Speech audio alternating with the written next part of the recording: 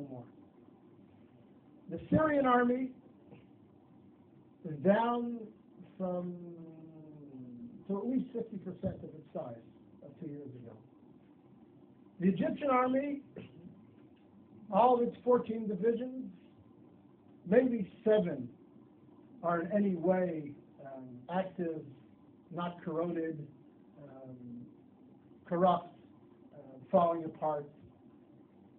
The Arab military threat to Israel has evaporated.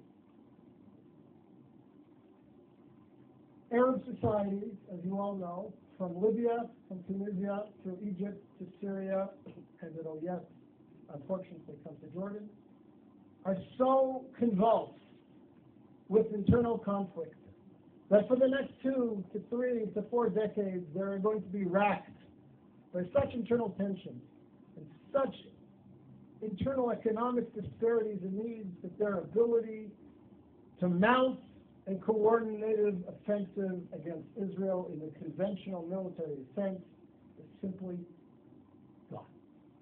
It's gone. It's gone. So before we start discussing all the threats and the emerging threats and the dangers that are posed to Israel from the crumbling of the old Arab architecture around Israel, first let's recognize that the conventional military threat against Israel has greatly disappeared. And that is a net gain for Israel. It has tremendous long-term significance.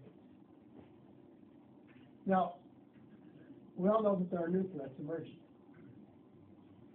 What was the authoritarian control over countries like Egypt, where the security services had penetrated every element in society. You couldn't burp, you couldn't breathe, you couldn't blow your nose without somebody in the security services knowing about it. That's all gone.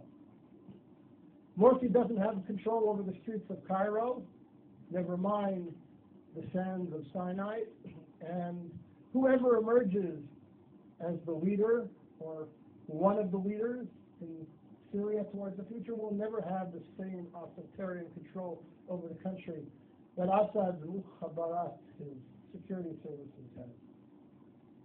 So that creates potential for great conflict. We all know about the threat of weapon stocks, missiles spreading all over, new weapon systems coming into the region, whether it be from Iran or from Russia.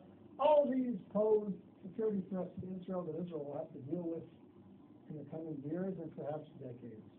But the conventional military threat, the Israelis fear that the combined armies of Egypt, Iraq, Syria are going to mount a coordinated offensive like they did in the Yom Kippur War against Israel. That's gone. That's gone. Thank God. It's gone. And therefore I say to you, again, Israel is winning.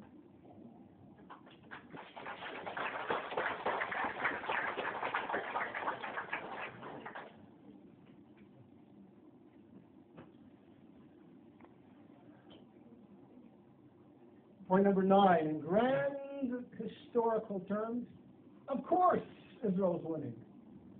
Look at the society that's been created in Israel. Look at the creativity of the Israeli community. Look at the vibrancy of life in Israel. I look at my kids. I have a son-in-law who's a software engineer in Israeli military intelligence. I have a daughter doing her PhD in genetics at the Hebrew University. I have a daughter studying architecture at Ariel University in Samaria. I have a son completing his bachelor's degree in computer science in high school, and he will graduate high school with his degree in computer sciences, and he has studied intensively 17 tractates of the Talmud, and he knows his Bible inside out and backwards. And I have 2 younger kids who are in younger grades, and I look at them and I see their contributions and their future contributions to Israeli society, and I look at their friends who are all doing similar exciting things, and one of my daughters is a little bit of an artist as well. And you look at this and you say, what a wonderful youth we have, what a powerful country we have.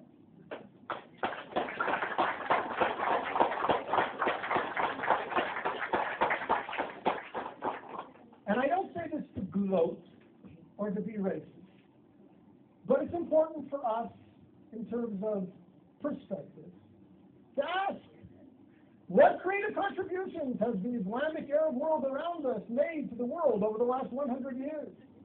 What technologies have been bought by Facebook, Yahoo, Microsoft, and Intel from Saudi Arabia? What's the gross national product of all 40 Arab countries around us put together, leaving oil aside? And again, not because I mean to be denigrating or dismissive of the Arab world, and not because I want to gloat, but because I want to reinforce in our own minds how powerful we are, how vibrant a society, how creative a society Israel has become, how proud we ought to be, how right we are to be able to continue to claim that Israel is an honorable member of the world community and making contributions to that world. It's important for us to remember that. We're winning. We have a wonderful country, and it will yet do great things for the Middle East and for the world.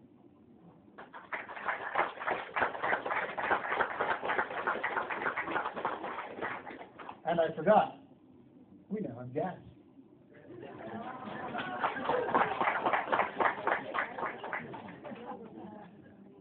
Milk and honey, we're still looking for the honey. And oil, I don't think we're going to find, although there is shale